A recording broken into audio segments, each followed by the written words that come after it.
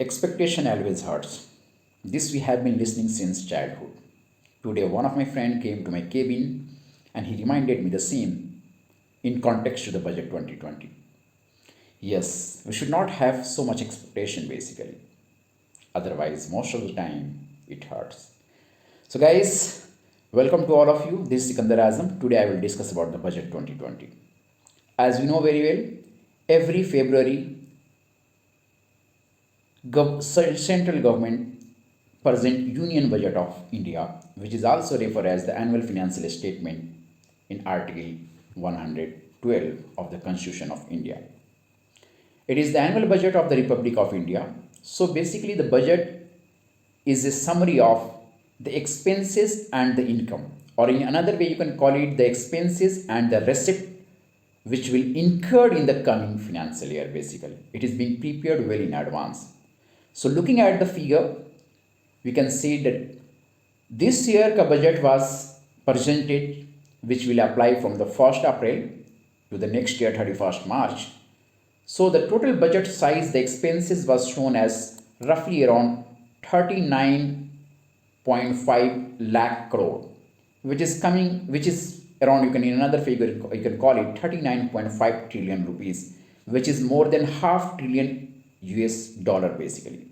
Our economy is roughly around 300 US dollar, and the budget has reached to the more than half trillion USD basically.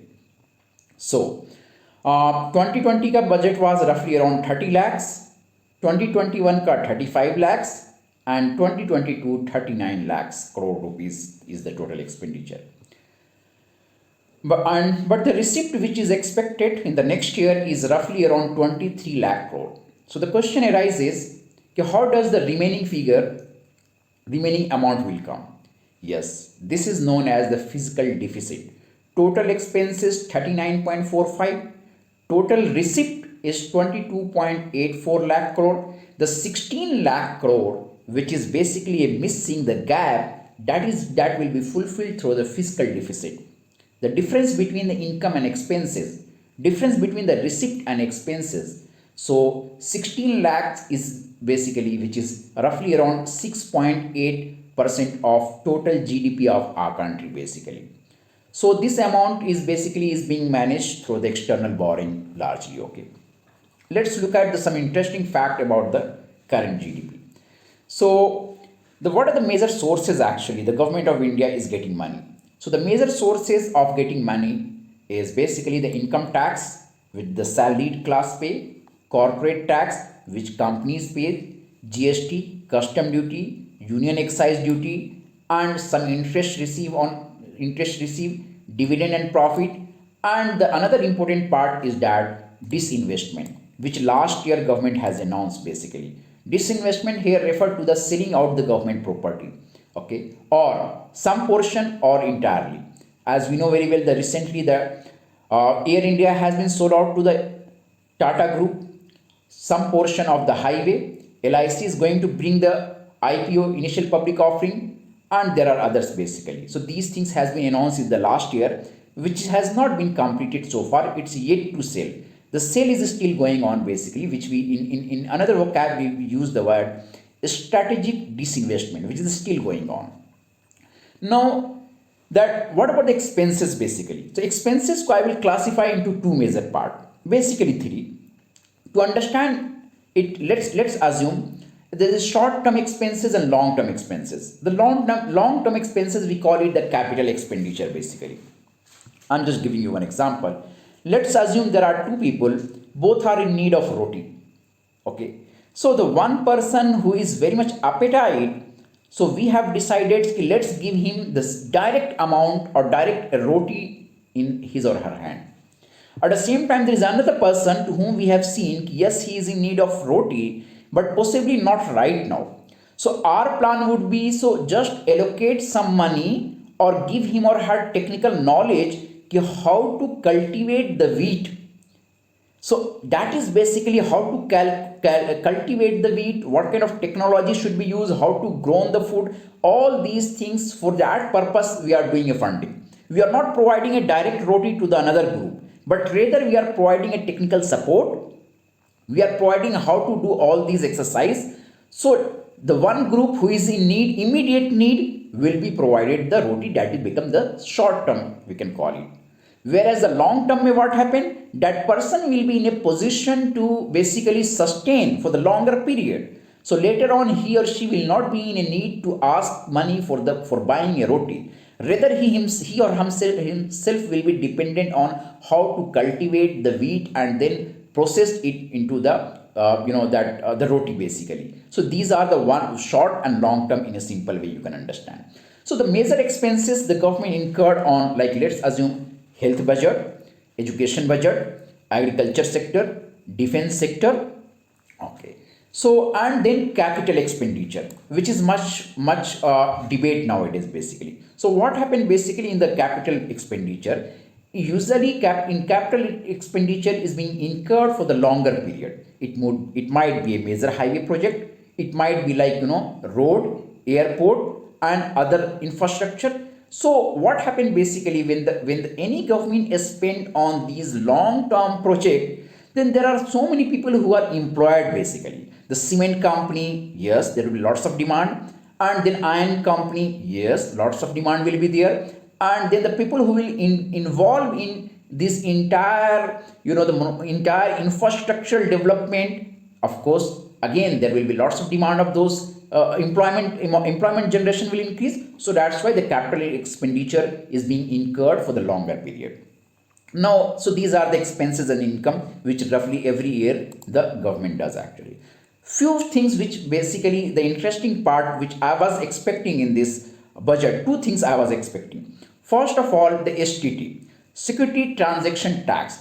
This tax is something where if you are buying or selling anything in the stock market, security market, you might have heard a lot about the Nifty and Sensex and the stock market. Okay. So what happened basically, the security transaction tax has been implemented earlier, not now. So we were expecting the abolition of STT, because what happened here, whether you are earning or profit or not, it doesn't matter. Whatever you are making a transaction on that particular transaction, certain tax is being charged. So what comes to my mind, why do we basically invest money in stock market? It's quite known to all of us. We invest in market keeping in mind to earn more profit basically in stock market. But what happened here, we are not being charged tax on the profit, but rather taxes on transaction. Like say for example, I have sold 10 share and might be 100 share ka face value was, maybe that 100 share 100 rupees was the face value of the share, but I have sold it at the 90 rupees. So here 10 rupees is a loss for me.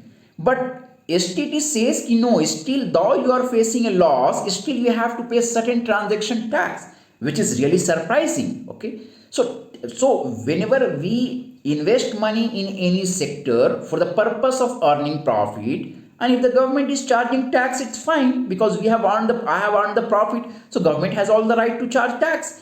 But if there is any loss, at least government should not charge any tax basically. So that is one of the surprising. So again, see for example, if I have made any transaction of stocks, share base, particularly share and debenture. So what will happen? Making transaction itself they are charging a tax, which is no way, which we can't understand basically how come. Okay.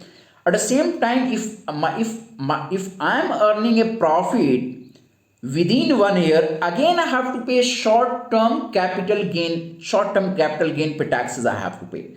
And if I'm keeping it for the more than 1 year, then I have to pay long-term capital gain. So let's look at here, transaction tax and then short-term and long-term capital gain pay tax, which is not justifiable at all. Okay, and at the same time, the government says that whatever losses you have incurred, that cannot be adjusted also. So that is perhaps the first tax which is being charged on loss also. So we were expecting at least short-term and long-term capital gain pay tax. It's fine, but at least security transaction tax must be abolished. That was one expectation from the budget 2022. Second thing I will talk about, that the crypto is now, it will be taxed 30% on profit basically. So again here also two things. One is on the transaction charges. But the transaction charges does not assure you that you are going to earn the profit. But But the budget says very clearly that they are not bothered whether you will be earning profit or not. Once you made the transaction, you are either buying a crypto, which is not legal so far, or if you are buying any share and debenture, which is legal. In both the cases, you have to pay the certain charges, basically certain taxes or charges, whatever you call it. And after, in case of the crypto, once you have earned the profit, on that profit 30% tax will be charged. So it is more like, your profit is my profit, but your loss is not my loss. I'm not bothered about your loss. If it's loss, 100% you have to bear.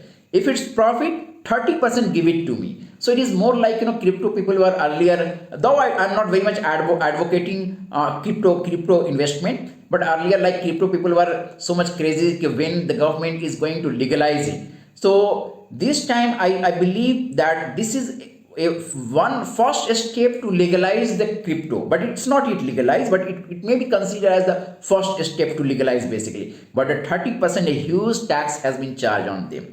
Okay, now let us look what are the good thing in this budget, basically. Then I will discuss about my expectation to why we are so much, why the people, especially the salaried class people, were expecting certain changes in the tax slab. On that part I will come at the end.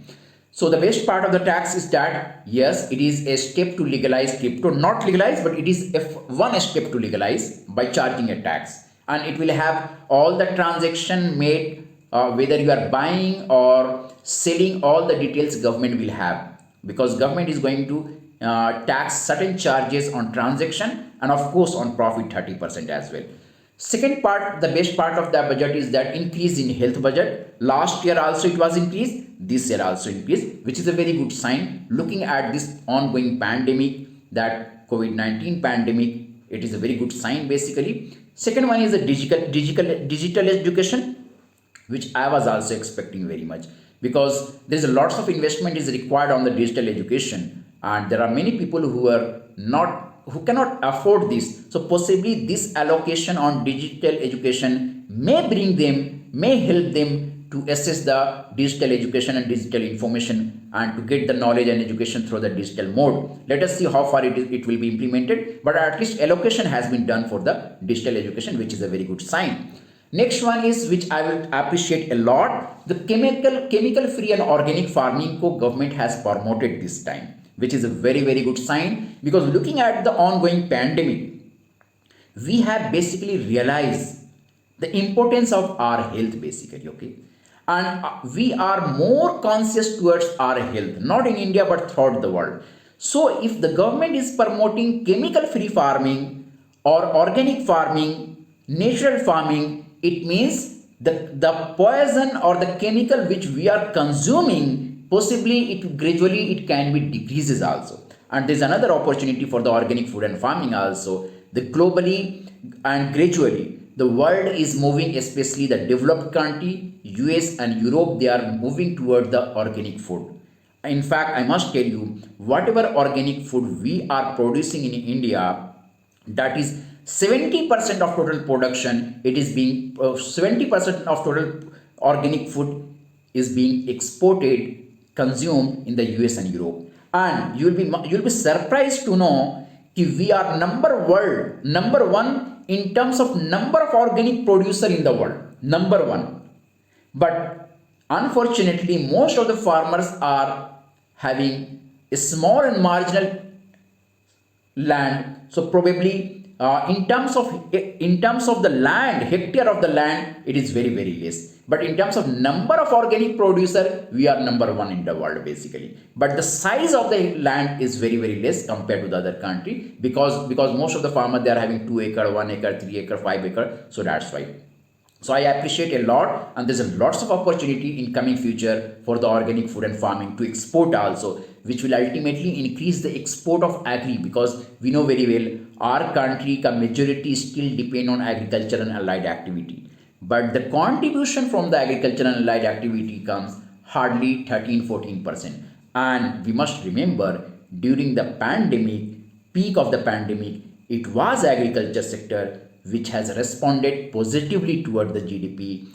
All other sectors were in the minus, but it was the agriculture sector which holded actually our GDP actually. So I would appreciate a lot, and in coming future also there's a lot of opportunities in the natural farming, organic food and farming which can be exported, so thereby we can increase our more and more export actually. So balance of trade can be bring into the positive, which is negative from the last many years. That is, capital expenditure is also very much basically appreciable, which I was talking earlier. Long period के लिए the expenses incurred actually, which actually generate the employment.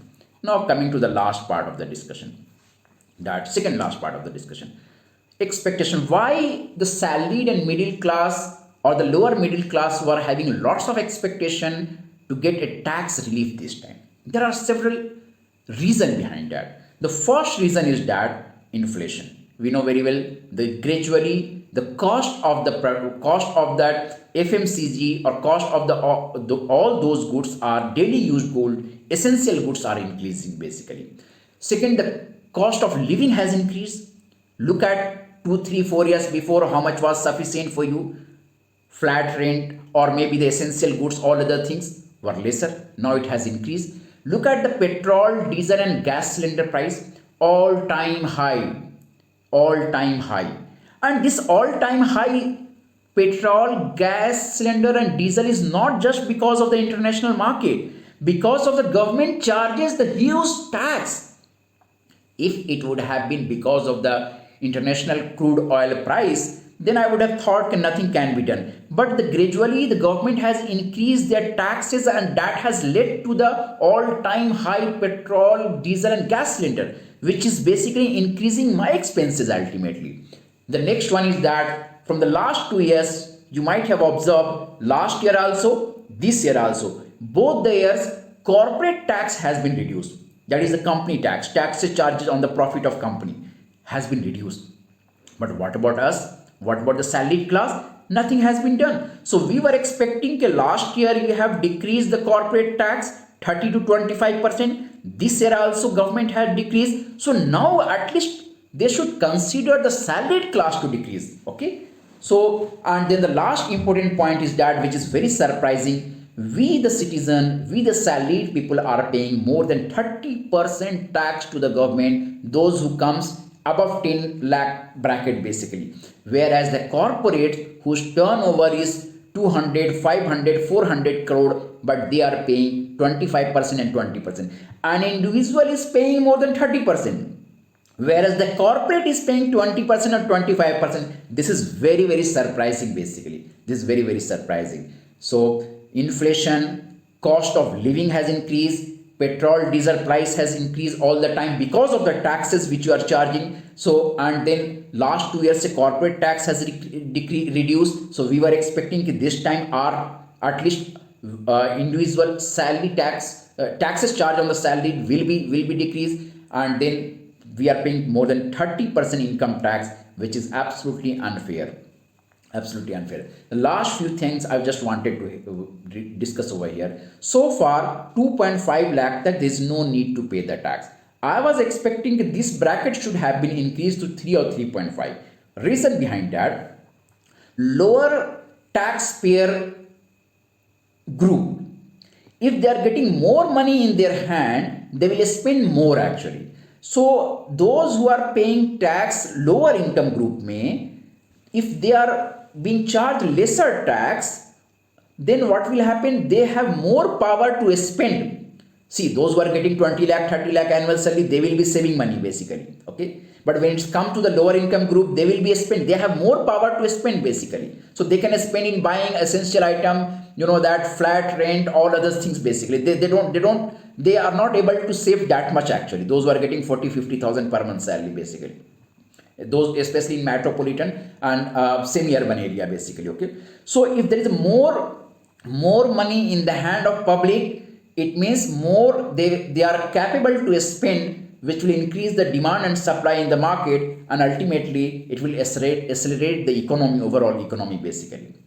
So that I was expecting a certain tax exemption should have been given, okay, especially to the lower income group. And then the last one is that at least if its tax slab has not been changed, then possibly government would have increased the limit of ATC and NPA. In ATC, what we do actually, ultimately we invest the money, whether it is mutual fund mein, FD, or it could be LIC, or it could be PF, so or it could be the NPS. So whatever money I am investing, these are for the longer period, minimum 3 years to maximum it could be 10 year, 15 year, 20 year. So the ultimately money I am putting it over here, this which can be utilized for the purpose of development.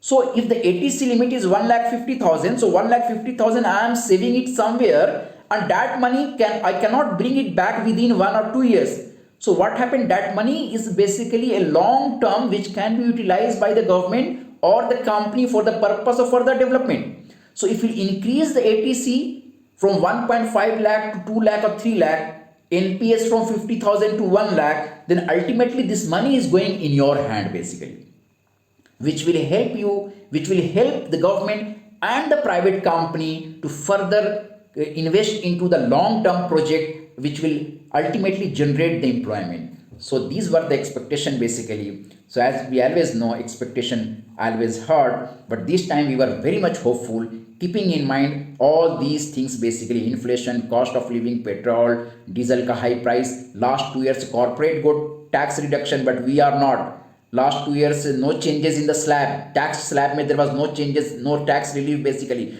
More than 30% tax we are paying, and there was some sort of advantages also if they would have decreased the tax for, especially for the lower taxpayer ke liye, or they would have increased the ATC or NPS saving more than 1,50,000 and 50,000 respectively, then possibly this would have been much better. So if the people are getting more money in their hand, they will spend more.